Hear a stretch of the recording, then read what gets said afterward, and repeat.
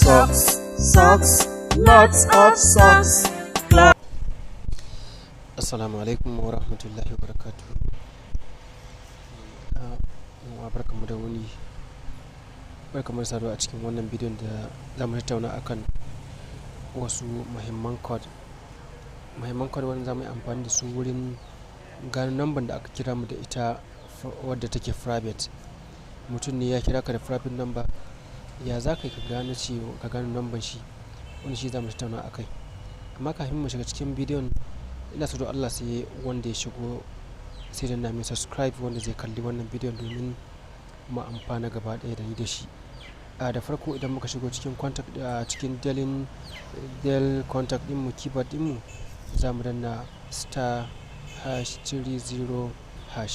Wa'annan codes ne za mu yi amfani da su wurin gano number da aka kira mu da ita na private number, wadda aka kira mu da private number.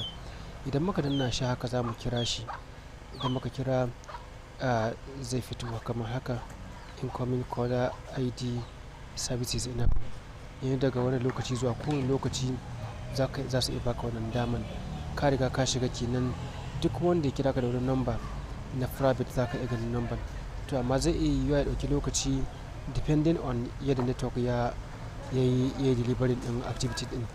Zai iya yiwuwa ya kai 24 hours bai settling ba, zai kuma iya yiwuwa kafin 24 hours din, kuma zai iya yiwuwa ya ɗar 24 hours din. Wannan shine code din da mun sa su kawai *30#.